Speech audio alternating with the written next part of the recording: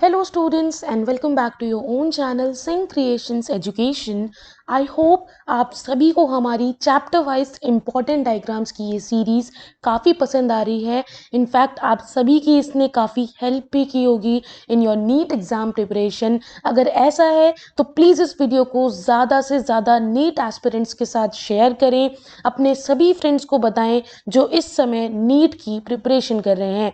तो बच्चों स्टार्ट करते हैं आज की इस वीडियो को. आज का हमारा चैप्टर है ट्रांसपोर्ट इन प्लांट्स. अगर आप आज पहली बार इस चैनल पर आए हैं और इस वीडियो को फर्स्ट टाइम देख रहे हो तो प्लीज चैनल को सब्सक्राइब कर लीजिए, बिकॉज मैं आप सभी को ये बताना चाहती हूँ कि नीट एग्जाम को क्रैक करने के लिए बायोलॉजी सबसे इंपॉर्टेंट रोल प्ले करती है. और बायो के अंदर अगर आपको किसी भी कंसेप्ट को समझना है तो सबसे ज़्यादा इंपॉर्टेंट होते हैं उसके डायग्राम्स. अगर आप डायग्राम्स के थ्रू किसी भी कंसेप्ट को समझोगे तो वो ज़्यादा जल्दी क्लियर हो जाता है और आप लोगों का कंसेप्ट जो है वो बहुत स्ट्रॉन्ग क्रिएट होता है.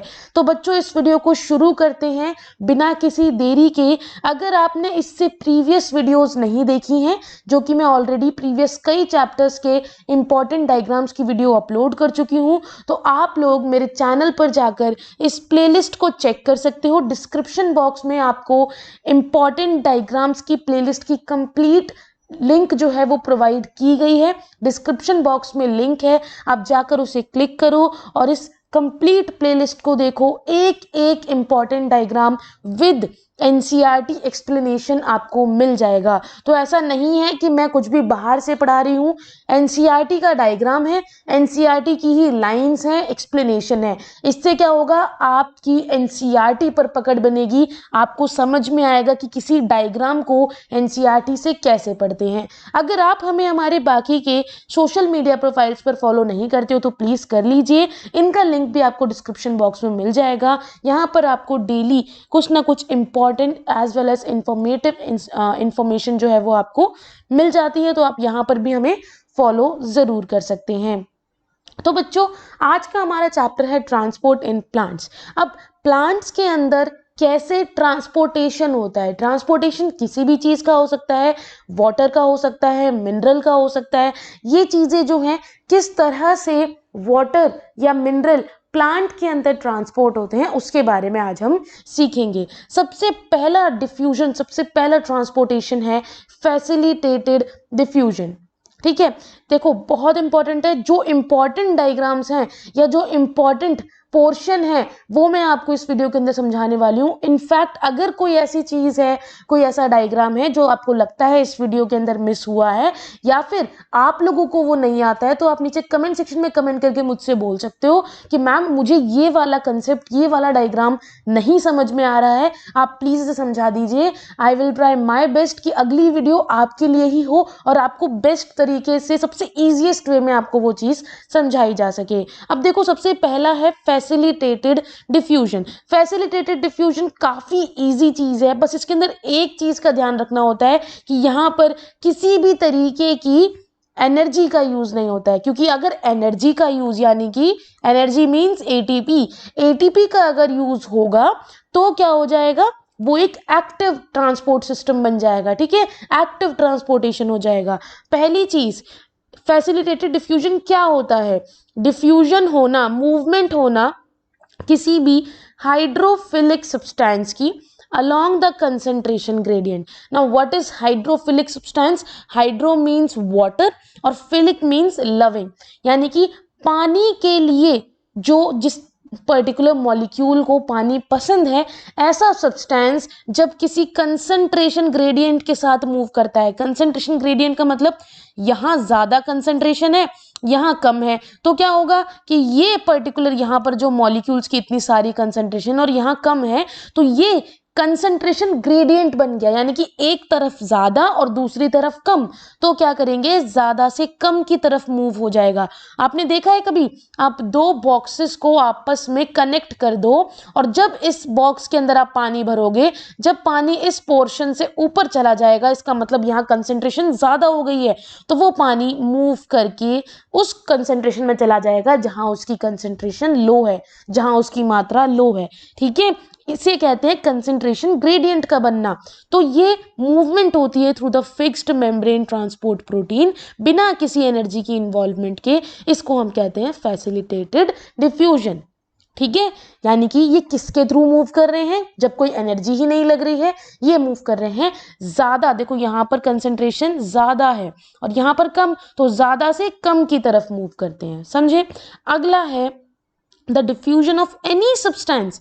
अगर कोई भी सब्सटेंस डिफ्यूज हो रहा है अक्रॉस द मेम्ब्रेन, ठीक है, ये आपकी मेम्ब्रेन है, समझ लो प्लाज्मा मेम्ब्रेन समझ लो आप, ये आपकी मेम्ब्रेन है और इसके थ्रू डिफ्यूजन अगर हो रहा है, वो डिपेंड करता है कि उस पर्टिकुलर सब्सटेंस की क्या सॉल्युबिलिटी है लिपिड में। वाई, आपने देखा होगा प्लाज्मा मेम्ब्रेन हो गई, मोस्टली जो मेम्ब्रेन है उनके अंदर फॉस्फोलिपिड नेचर देखने को मिलता है। आपने बैक्टीरियाज की मेम्ब्रेन के बारे में पढ़ा होगा, वहां पर भी आपने देखा होगा कि फॉस्फोलिपिड नेचर देखने को मिलता है, यानी कि यहां पर बाइलेयर बनती है लिपिड की, देख रहे हो ये लिपिड के पोर्शंस है, ये फॉस्फोलिपिड लेयर है, समझे, ये फॉस्फोलिपिड लेयर है। अब इसमें क्या हो रहा है कि जो सब्सटेंस इसमें सॉल्यूबल होगा वो तो इजीली पास कर जाएगा क्योंकि वो सॉल्यूबल है, लेकिन जो इसमें सॉल्यूबल नहीं होगा उसका क्या होगा। जो सब्सटेंस सॉल्यूबल नहीं है लिपिड में, जो इनसे डायरेक्टली नहीं जा सकता, उसका क्या होगा, उसके लिए प्रोटीन की हेल्प ली जाती है। समझ में आया। देखो मेजर कॉन्स्टिट्यूएंट किसी भी मेम्ब्रेन का लिपिड देखा गया है, तो इसलिए ध्यान रखना होता है कि भाई जो लिपिड में सॉल्युबल है वो इजीली मूव कर जाए। लेकिन क्या ऐसा हो सकता है कि सारे मॉलिक्यूल लिपिड के अंदर सॉल्युबल हो? नहीं, तो कुछ ऐसे मॉलिक्यूल भी होते हैं जो लिपिड में सॉल्युबल नहीं होते हैं। नाउ ऐसे सब्सटेंस जो सॉल्युबल है लिपिड में, वो ज्यादा जल्दी मूव कर जाते हैं थ्रू द मेम्ब्रेन फास्टर। जाहिर सी बात है कि उनके लिए कोई भी बैरियर नहीं है, वो तो लिपिड के साथ सॉल्युबल होके इजीली मूव कर जाएंगे, निकल जाएंगे। लेकिन बात अगर हम करें उनकी जो हाइड्रोफिलिक मोइटी के होते हैं, यानी कि हाइड्रो मतलब वाटर, फिलिक मतलब लविंग, मोइटी मीन्स पार्ट, तो यानी कि वाटर लविंग मॉलिक्यूल्स का जो पार्ट होता है वो पास नहीं कर पाते हैं इजीली मेम्ब्रेन के थ्रू। उनकी मूवमेंट को हेल्प मिलती है, उनकी मूवमेंट की हेल्प की जाती है बाय कुछ प्रोटीन, बाय सर्टेन प्रोटीन। इसीलिए इस डिफ्यूजन का नाम है फैसिलिटेटेड, यानी कि हेल्प की जाती है, प्रोटीन के जरिए उन्हें मूव कराया जाता है ना। तो देखो ये आपकी लेयर है, ये इजीली पास हो रहे हैं आपके सब्सटेंस मॉलिक्यूल, लेकिन वो सब्सटेंस या मॉलिक्यूल जो हाइड्रोफिलिक नेचर के हैं, ठीक है, वो कैसे, यानी कि जो लिपिड में सॉल्युबल नहीं है, वो कैसे मूव करेंगे, वो करेंगे थ्रू दिस प्रोटीन। ये आपका प्रोटीन है, ठीक है, और इस प्रोटीन के through it is a site for such molecule to pass through membrane. अब प्रोटीन कैसे काम करते हैं, कुछ पोरिन नाम का आपने सुना होगा, मोस्ट इंपॉर्टेंट है इस फैसिलिटेटेड डिफ्यूजन में, पोरिन मोस्ट इंपॉर्टेंट है। पोरिन क्या करते हैं, ये वो प्रोटीन होते हैं जो बड़े बड़े पोर्स बना देते हैं। देखो ये पूरी लेयर थी, इस लेयर में बीच में थोड़ा टूटा हुआपन दिखेगा आपको, ये क्या है, दिस इज नथिंग, एक सेकेंड बच्चों, okay, this is nothing but a pore, ये एक पोर है, ठीक है, ये ब्लू वाले पार्ट को मत समझना, ये वाला पार्ट कह रही हूं, ये एक पोर क्रिएट किया है, किसने, पोरेंस ने, इसीलिए इसका नाम पोरिन है। ये कहाँ कहाँ कर सकते हैं, outer membrane of plastid, mitochondria, कुछ बैक्टीरिया, इन सब में ऐसा देखा गया है, which allow the molecule up to the size of small proteins to pass through, यानी कि उस प्रोटीन के जितना अगर किसी मॉलिक्यूल का साइज है तो वो उसके थ्रू पास कर जाता है। वाटर चैनल मोस्टली बने हुए हैं 8 different type of aquaporin. Important, NEET में आपको ये क्वेश्चन देखने को मिल सकता है, क्योंकि सब्जेक्ट के अंदर, किसी भी चैप्टर के अंदर उसकी इंफॉर्मेशन तो चेंज नहीं होती है, सिर्फ एग्जामिनर का क्वेश्चन पूछने का तरीका चेंज हो जाता है। अब फैसिलिटेटेड डिफ्यूजन तो आपको समझ में आ गया है ना, कि भाई हमें एक प्रोटीन की जरूरत होती है जो कि हमें इस पर्टिकुलर फॉस्फोलिपिड की मेम्ब्रेन लेयर से पास करा सके उन मॉलिक्यूल्स को, उन मॉलिक्यूल्स की हेल्प कर सके जो कि इस लिपिड में सॉल्युबल नहीं है। अब ये डिफ्यूजन 3 तरह से हो सकता है, यानी कि जो आपके जो प्रोटीन जो है, कैरियर प्रोटीन, जो आपके हेल्प करने वाले प्रोटीन है, वो 3 तरह के हो सकते हैं। पहला uniport, it is the transport of a molecule, एक मॉलिक्यूल का ट्रांसपोर्ट कराना अक्रॉस द मेम्ब्रेन, मेम्ब्रेन के अक्रॉस जा रहा है ना, इंडिपेंडेंट ऑफ अदर मॉलिक्यूल, किसी और मॉलिक्यूल के देखा देखी या इस तरीके से नहीं जा रहे कि हाँ ये इस डायरेक्शन में जा रहा है तो हम भी इस डायरेक्शन में जाएंगे, नहीं, ये इंडिपेंडेंट होता है और एक ही डायरेक्शन में मूव कर रहा है, देख रहे हो। अब दूसरी बात करें एंटीपोर्ट, इसमें क्या होता है, ट्रांसपोर्ट होंगे दो डिफरेंट मॉलिक्यूल, दो अलग अलग मॉलिक्यूल ट्रांसपोर्ट होते हैं एक दूसरे से अपोजिट, एक इधर जाएगा तो दूसरा इधर जाएगा, ठीक है, in opposite direction through the carrier protein, इसे हम कहते हैं एंटीपोर्ट, बोलते हैं ना क्लॉकवाइज और हमारा एंटी क्लॉकवाइज, तो अपोजिट डायरेक्शन में, एक इस डायरेक्शन में मूव करेगा तो दूसरा इस डायरेक्शन में, एंटी क्लॉकवाइज, ठीक है। अगला है सिम्पोर्ट, ट्रांसपोर्ट होना दो मॉलिक्यूल का सेम डायरेक्शन में, सिम्पोर्ट, देखो सेम डायरेक्शन में ये मूव कर रहे हैं थ्रू द कैरियर प्रोटीन। क्या इतना क्लियर हुआ, अच्छे से क्लियर हुआ, आगे बढ़ते हैं। अब यहां पर है दो चैम्बर्स, ठीक है, ये एक चैम्बर है, ये दूसरा चैम्बर है, इनके अंदर कुछ सॉल्यूशन है, ठीक है, ये वाटर इनका सॉल्यूशन है, और यहां पर कुछ सॉल्यूट पार्टिकल्स भी हैं, ये रहे, ठीक है, इनको हमें मूव कराना है bye semi permeable membrane. Selectively semi permeable membrane का मतलब क्या होता है, सिलेक्टिवली परमिएबल मेम्ब्रेन का मतलब क्या होता है, जो कुछ ही मॉलिक्यूल्स को अलाउ करती है उसके थ्रू पास करना, ठीक है। तो यहां देखते हैं क्या लिखा हुआ है, net movement of water, water का कंप्लीट मूवमेंट होना, जहां पर उसकी हाई केमिकल पोटेंशियल यानी कि डाइल्यूटेड सॉल्यूशन जहां पर है, डाइल्यूट का मतलब क्या होता है, समझ लो आपके पास कोई भी आपके पास सॉल्वेंट है, आपने उसके अंदर सॉल्यूशंस भी डाल दिए हैं तो वो डाइल्यूशन क्रिएट हो जाती है। आपने कभी भी कोई एक्सपेरिमेंट किया है, आपने क्या किया, आपने पानी लिया, उसके अंदर आपने कोई सॉल्यूट डाल दिया तो वो डाइल्यूटेड हो गया, है ना। जहां पर डाइल्यूटेड सॉल्यूशन है यानी कि हाई केमिकल पोटेंशियल है उस वाटर का, वो किस तरफ मूव करेगा, जहां पर लो केमिकल पोटेंशियल होगा, यानी कि कंसंट्रेटेड सॉल्यूशन। समझ में आया, डाइल्यूटेड सॉल्यूशन और कंसंट्रेटेड सॉल्यूशन का मतलब, जहां पर केमिकली लोअर पोर्शन में है और जहां पर हायर पोर्शन में है, इन दोनों के बीच में डिफरेंस होता है, एक होता है डाइल्यूट सॉल्यूशन, एक होता है कंसंट्रेटेड सॉल्यूशन, और इन दोनों को सेपरेट करने वाली है सिलेक्टिवली परमिएबल मेम्ब्रेन। तो सॉल्यूशन बी के पास लोअर पोटेंशियल है, पानी यहां पर कम है क्योंकि यहां पर ये जो सॉल्यूट के मॉलिक्यूल्स हैं ये थोड़े ज्यादा हैं, तो वाटर पोटेंशियल कम हुआ, कंसंट्रेटेड पोर्शन है, तो डायरेक्शन क्या होगी ऑस्मोसिस की, फ्रॉम ए यानी कि हायर कंसंट्रेशन से लोअर कंसंट्रेशन।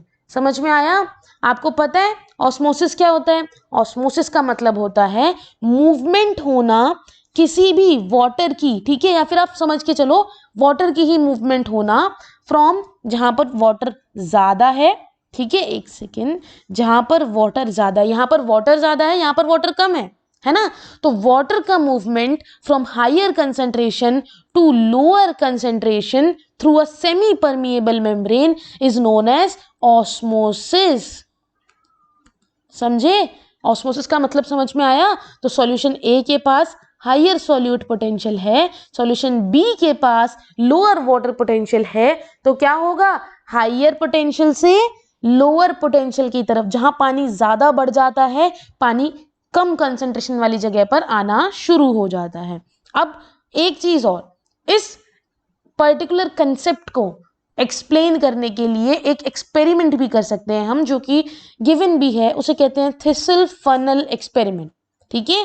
तो ऑस्मोसिस को दिखाने का इससे बेटर एक्सपेरिमेंट और कुछ नहीं हो सकता।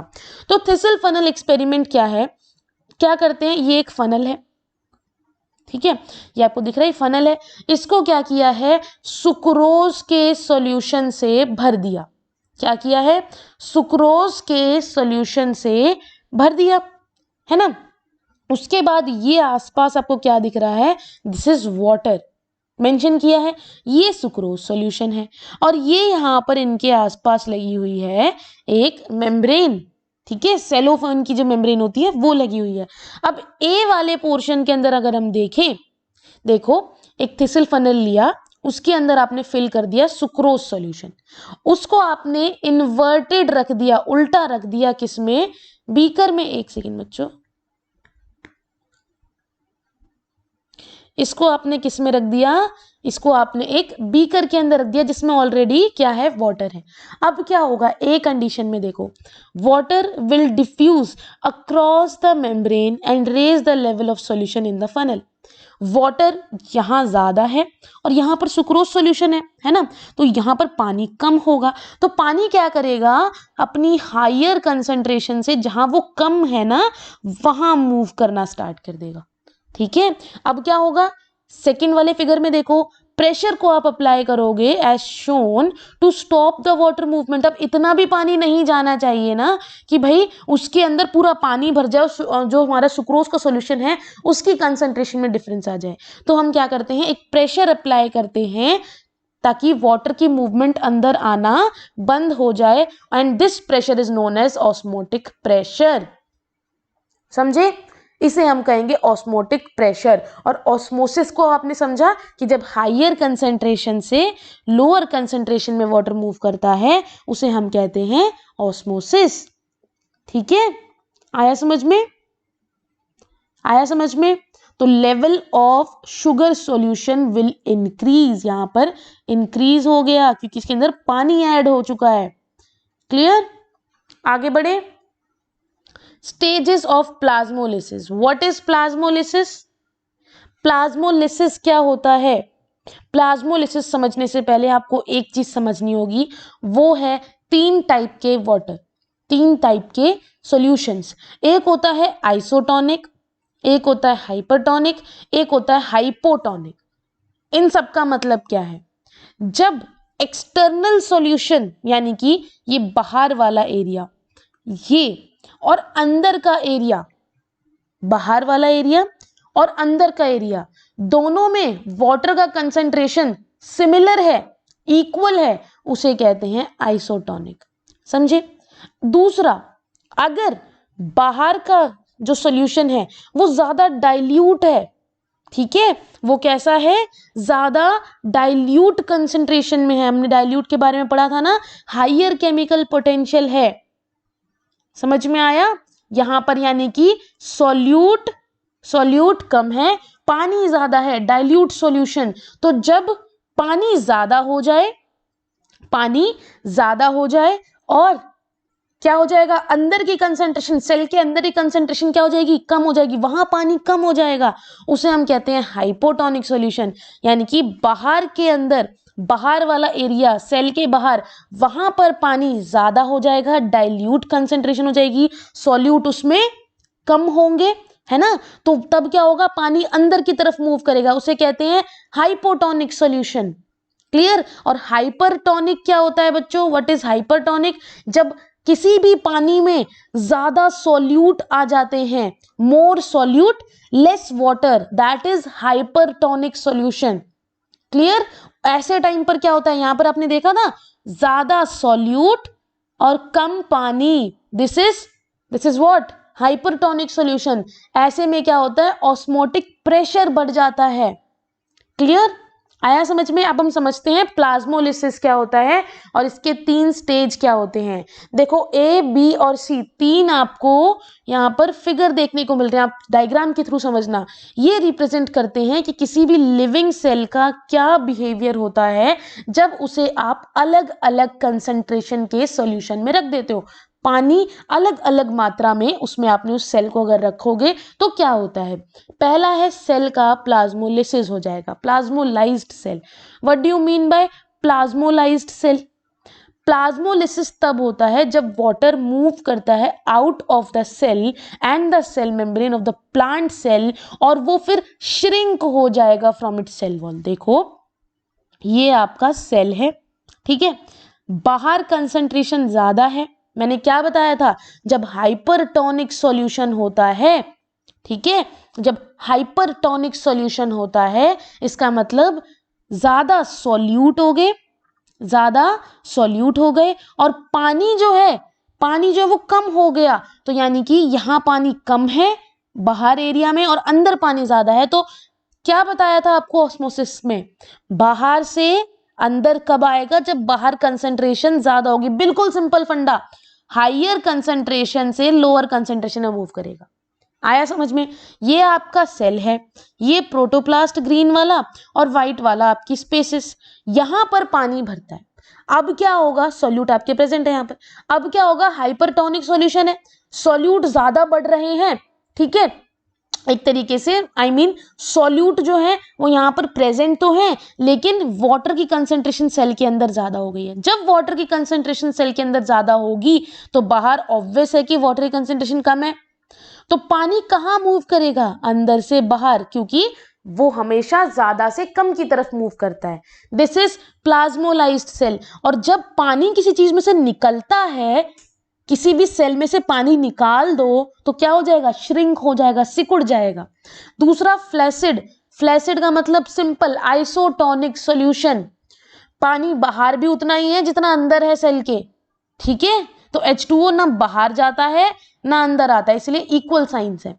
उसके बाद ऐसे हो कहेंगे flaccid, there is no net flow of water.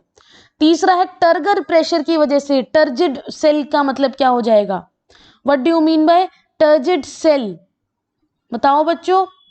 पहली चीज, जब वाटर डिफ्यूज होता है इनटू द सेल, जिसकी वजह से साइटोप्लाज्म एक प्रेशर बिल्ड करता है अगेंस्ट द वॉल, उसे कहते हैं हम टर्गर प्रेशर, ठीक है। और ये टर्गर प्रेशर प्रोटोप्लास्ट एक्सर्ट करता है, क्यों, क्योंकि उसके अंदर पानी भर चुका होता है। और पानी क्यों भर चुका होता है, बिकॉज हाइपोटोनिक सॉल्यूशन होता है। हाइपोटोनिक सॉल्यूशन का मतलब बाहर पानी की कंसंट्रेशन ज्यादा है और अंदर कम, तो पानी अंदर ही तो आएगा, तो प्रोटोप्लास्ट के ऊपर एक क्या हो जाएगा, प्रेशर जनरेट हो जाएगा, क्योंकि पानी अंदर भरता जा रहा है, उसकी वजह से सेल स्वेल हो जाएगा, टर्जिड कंडीशन हो जाएगी, ठीक है।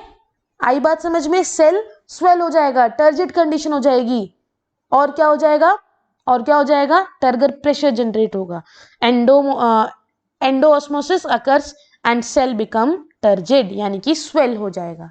आई बात समझ में। अब पाथवे होते हैं, अलग अलग पाथवे होते हैं बच्चों, अलग अलग पाथवे होते हैं, किस चीज के, वाटर के मूवमेंट के, लेकिन सब में एक चीज कॉमन होती है। सबसे पहली लेयर एपिडर्मिस, वाटर आएगा एपिडर्मिस को क्रॉस करेगा, देन जाएगा कॉर्टेक्स में, इसको क्रॉस करेगा, देन एंडोडर्मिस में, और लास्ट में पेरिसाइकल। कहाँ जाएगा, लास्ट में पेरिसाइकल में जाएगा। अब एक चीज याद रखना इसमें, वो क्या है, वो ये है कि जब भी आप देखो एक चीज देखना, जाइलम एक ऐसा पार्ट है जिसके अपर पोर्शन में पूरा प्लांट होगा और यहां पर आपकी लीफ होगी। आपको पानी यहां से लेकर लीफ तक पहुंचाना है। लीफ तक पहुंचाने में उस पानी को इन सारी कंडीशंस को झेलना पड़ेगा, इन सब लेयर से होते हुए गुजरना पड़ेगा। अब एपोप्लास्ट और सिम्प्लास्ट बहुत सिंपल है, अगर आप एक चीज समझ लो, एपोप्लास्ट यहां पर डार्कर कलर से शो किया गया है, ठीक है, यानी कि ये वाला पोर्शन, और आपका सिम्प्लास्ट ये वाला पोर्शन, यहां से जो पानी जा रहा है। अब मैं आपको एक चीज बताना चाहूंगी कि एपोप्लास्ट एक ऐसा पाथवे है जिसमें जो वाटर की मूवमेंट होती है वो किससे होती है, इंट्रासेल्यूलर स्पेसिस के थ्रू। जो सेल है उसमें देखो यहां पर जो स्पेस है, अब यहां पर दूसरा सेल भी हो सकता है, तो इनके बीच में जो स्पेस है ना, इससे जब मूवमेंट होती है दैट इज एपोप्लास्ट। और जब सेल के अंदर से मूवमेंट होती है, सेल के अंदर जो ये पार्ट प्रेजेंट है, what are these are plasmodesmata. What are these are plasmodesmata, यानी कि सेल के अंदर ही एक ब्रिज बना दिया है पास होने के लिए, इंट्रासेल्युलर ब्रिज के थ्रू, यानी कि प्लाज्मोडेस्माटा के थ्रू जब पास होता है उसे हम कहते हैं सिम्प्लास्ट। और जब इंट्रासेलुलर स्पेसिस के थ्रू पास होगा पानी दैट इज एपोप्लास्ट। इससे इजी और कुछ नहीं हो सकता एपोप्लास्ट और सिम्प्लास्ट को समझने के लिए, समझे। तो दो पॉसिबल मेथड होते हैं for the movement of water from root hair cell to xylem, यानी कि यहां पर क्या कह रहे हैं, रूट से जाइलम तक पानी को पहुंचाने के लिए दो पॉसिबल तरीके हैं। पहला एपोप्लास्ट, दूसरा सिम्प्लास्ट। एपोप्लास्ट में क्या होता है, वाटर पास होता है from hair cell to xylem through the wall of intervening cell, यानी कि इंटरवेनिंग सेल मतलब इंट्रासेलुलर स्पेसेस, यानी कि उन वॉल्स के थ्रू पास हो जाता है बिना किसी मेम्ब्रेन को या साइटोप्लाज्म को क्रॉस किए। ठीक है, कॉर्टेक्स के बाद ये मूवमेंट ब्लॉक हो जाती है, क्यों? Because of casparian strip in the root endodermal cell. यहां पर, यहां तक तो देखो पानी इसके थ्रू आया है ना, इसके थ्रू आया, लेकिन यहां पर वो एंडोडर्मिस में एंटर कर गया। वाई? यहां पर क्योंकि कैस्पेरियन स्ट्रिप प्रेजेंट होती है। Now what is casparian strip? एक थिक पार्ट होता है जो कि प्रेजेंट होता है in the centre of the root. देख रहे हो यहां पर ये प्रेजेंट है। ठीक है, रूट एंडोडर्मिस में किसी भी वेस्कुलर प्लांट में वो प्रेजेंट होगा। उसका फंक्शन क्या होता है? ये एक बैरियर बनाता है किसी भी एपोप्लास्टिक फ्लक्स के लिए, पाथवे के लिए, ताकि वो फोर्स कर सके आयन को to pass through the selectively permeable plasma membrane. ऐसा नहीं कोई भी पानी आया और यहां से निकलता हुआ चला गया आयंस उसके, नहीं, उसको यहीं से मूवमेंट करनी होगी एंडोडर्मिस के बाद। ठीक है, ठीक है, तो वो सेल वॉल के अलोंग नहीं जा सकता, यहां तक तो जाएगा, लेकिन कॉर्टेक्स के बाद उसे एंट्री करनी होती है एंडोडर्मिस में because of the presence of casparian strip. समझ में आया? उसके बाद सिम्प्लास्ट की बात करें तो वाटर पास करता है एक सेल से दूसरे सेल में by crossing their plasma membrane. ये प्लाज्मा मेम्ब्रेन है, इसको क्रॉस करके निकल जाता है। ये पाथवे को हम ट्रांस मेम्ब्रेन पाथवे भी कहते हैं बिकॉज एक सेल से दूसरे सेल मूव कर रहा है थ्रू द मेम्ब्रेन, है ना। Non vacuolar and vacuolar are the two way for movement of water in this pathway. Vacuolar form में भी जा सकता है, नॉन वैक्यूलर फॉर्म में भी जा सकता है। और लेकिन हम बात करें एपोप्लास्टिक पाथवे की तो वो ज्यादा जल्दी हो जाता है देन द सिम्प्लास्टिक पाथवे, क्योंकि उसे नॉर्मली लेयर्स के थ्रू जाना है। बट हमारा सिम्प्लास्टिक पाथवे, सिम्प्लास्ट पाथवे जो होता है उसके अंदर क्या होता है, उसे इन इंटर ब्रिज, इंट्रासेलुलर ब्रिज के थ्रू पास करना होता है। ठीक है, समझ में आ गया? ये आया समझ में कि रूट से जाइलम तक, रूट, एक सेकेंड बच्चों, रूट से जाइलम तक ये कैसे पहुंचता है पानी। अब जाइलम से आगे लीफ तक भी तो ले जाना है ना। तो उससे पहले एक बार ये चीज समझ लो कि इस डायग्राम के थ्रू आप कैसे समझ सकते हो इस पर्टिकुलर पोर्शन को। ठीक है, देखो सिम्प्लास्टिक पाथवे होता हुआ जा रहा है। ठीक है, कैसे जा रहा है? सेल्स के थ्रू, और यहां पर वही सेम है। देखो ये आपकी एपिडर्मिस, फिर आपका कॉर्टेक्स वाला पार्ट, एपिडर्मिस, कॉर्टेक्स, एंडोडर्मिस। ठीक है, उसके बाद आपका लास्ट पेरीसाइकिल। क्लियर है? इसको फिर जाना है फ्लोएम तक। जाइलम वाला पार्ट यहां खत्म। क्लियर?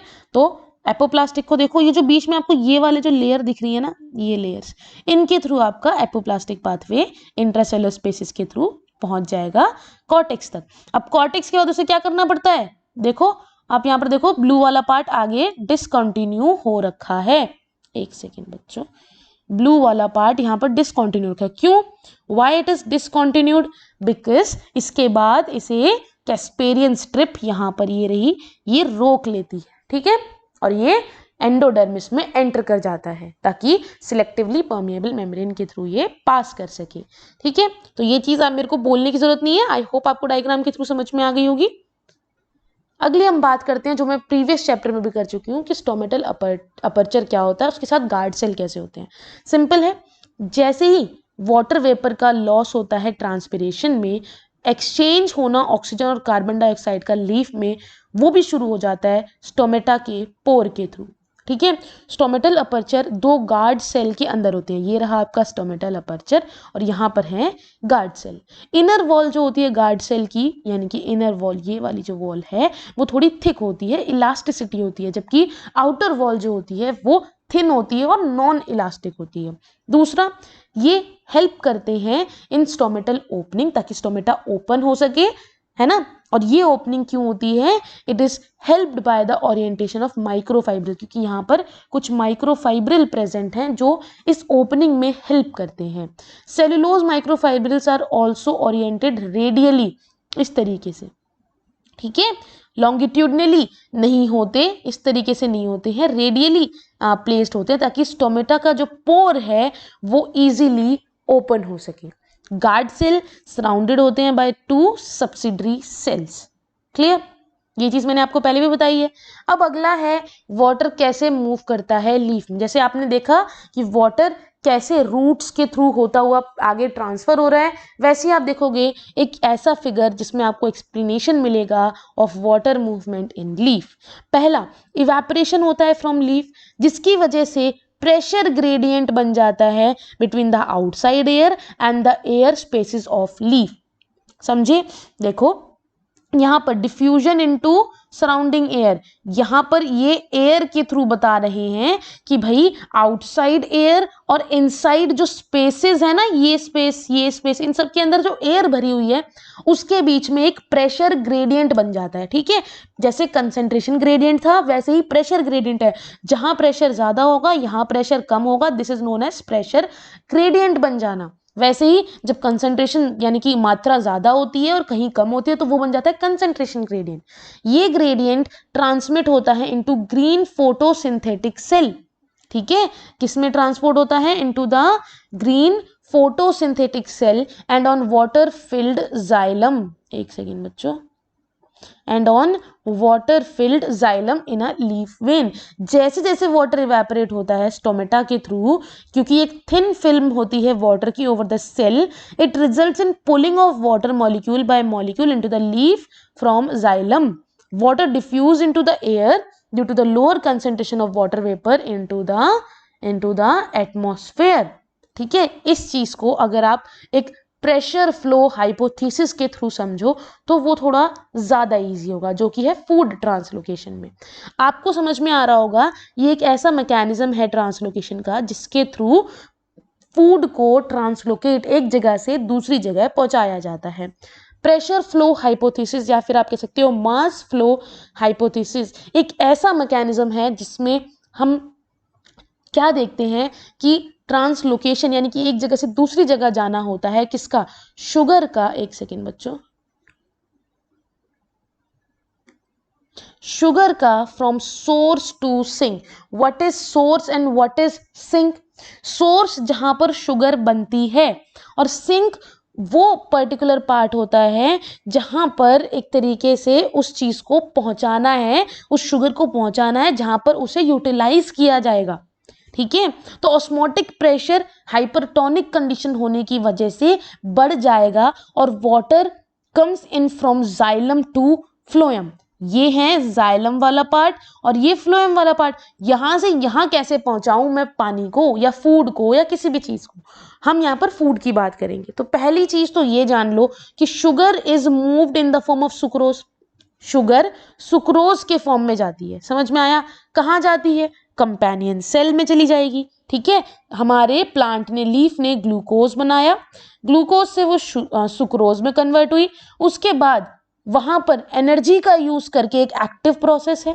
ठीक है, एक्टिव प्रोसेस है, तो इस एनर्जी का यूज करके हम उस सुक्रोज को जाइलम से लोड कर देते हैं। किसमें? फ्लोएम में। ठीक है, loading produces hypertonic condition in the phloem at the source. आया समझ में? क्या हुआ कि हमने यहां से सुक्रोज ली, सुक्रोज जो कि ग्लूकोज था उसको कन्वर्ट किया गया सुक्रोज में, उसको आगे एटीपी की मदद से फ्लोएम तक पहुंचाया गया। और जब सुक्रोज फ्लोएम में पहुंच जाएगी तो कैसी कंडीशन बन जाएगी? हाइपरटोनिक कंडीशन प्रोड्यूस हो जाएगी। समझ में आया? अब क्या होगा? अब आगे क्या होगा? ऑस्मोसिस प्रेशर जो है, water by osmosis pressure is low. ठीक है, at the sink osmotic pressure is low. क्यों ऑस्मोटिक प्रेशर कम क्यों है? क्योंकि सिंक क्या है? वो जगह है जहां पर हमें पहुंचाना है फूड को, और सोर्स क्या है? वो जगह जहां से लेकर के आना है। तो यहां पर तो सुक्रोज पहले से है तो यहां पर कंसंट्रेशन हाई होगी और यहां पर सिंक पे कंसंट्रेशन लो होगी। तो कहां पर ऑस्मोटिक प्रेशर ज्यादा होगा? सोर्स पे। और कहां पर कम होगा? सिंक में। तो आप मुझे बताओ कि जाइलम के पास जब प्रेशर ज्यादा हो चुका है, ऑस्मोसिस प्रेशर ज्यादा हो चुका है, तो वाटर या फिर आप मान लो सुक्रोज वाटर के थ्रू कहां मूव कर जाएगी? उस कंसंट्रेशन में जहां पर उसकी कंसंट्रेशन कम है, ऑस्मोटिक प्रेशर कम है। आया समझ में? एक्टिव ट्रांसपोर्ट की जरूरत होती है, यहां पर एनर्जी की जरूरत होती है, एटीपी की जरूरत होती है एट सिंक, ताकि सिंक यानी कि जहां पर आप उसे लेकर के आए हो, for the removal of food from phloem, आप जाइलम यानी कि सोर्स से फ्लोएम यानी कि सिंक तक तो लेकर के आ चुके हो, लेकिन उससे आगे अगर आपको लीफ के आगे उस पार्ट में पहुंचाना है, उस पर्टिकुलर भी आपके सुक्रोज को, तो आपको क्या करना होगा, एनर्जी की जरूरत पड़ेगी। ये लॉस होता है of solute which produce high water potential in the phloem. Phloem के अंदर वाटर पोटेंशियल ज्यादा बढ़ जाता है क्योंकि वहां पर ही सारा का सारा सुक्रोज आके इकट्ठा हो गया है, and water will pass out, water बाहर चला जाएगा एंड एंटर इनटू द जाइल। आई बात समझ में? आई बात समझ में, है ना, कि कैसे हमने ट्रांसपोर्ट कर दिया। यही इस डायग्राम के अंदर समझाया गया है, जहां पर ये क्या कह रहे हैं, एक सेकेंड, जहां पर ये आपको बता रहे हैं ये रूट है, ठीक है। आप यहां पर देख रहे हो शुगर का जो सॉल्यूशन है, it flows to region of low turgor pressure. जहां पर भी टर्गर प्रेशर, जो मैं आपको पहले भी बता चुकी हूँ कि टर्जिड सेल के अंदर कंडीशन जब होती है, ठीक है, वहां पर आपको देखने को मिलता है, तो जहां पर लो टर्गर प्रेशर होगा उन रीजन में शुगर यानी कि सुक्रोज मूव करेगा, ठीक है। जो शुगर है it will leave the sieve tubes, water follows by osmosis. Osmosis का बहुत इंपॉर्टेंट रोल होता है। आई होप आप लोगों को ये समझ में आया होगा। अगर आपको ये वीडियो पसंद आई है तो प्लीज़ इस चैनल को सब्सक्राइब ज़रूर करें, वीडियो को ज़्यादा से ज़्यादा लाइक करें। इन फ्यूचर आपको ऐसी कई वीडियोस देखने को मिलेंगे जो आपको आपके नीट एग्जाम के लिए बहुत अच्छे से प्रिपेयर करेंगी, और in fact line by line NCERT ही है ये, तो इससे आपका एनसीईआरटी पढ़ना भी बहुत ज़्यादा ईजी हो जाएगा। आई होप आप लोगों को ये वीडियो पसंद आई होगी। अगर पसंद आई है तो प्लीज़ आप इसे ज़्यादा से ज़्यादा शेयर करें। आप नीचे कमेंट सेक्शन में कमेंट करके भी बता सकते हैं कि आपको वीडियो कैसी लगी। इससे काफ़ी ज़्यादा मोटिवेशन मिलता है और वीडियोस बनाने का। Thank you so much. मिलते हैं नई वीडियो के साथ। Have a good day. Bye bye.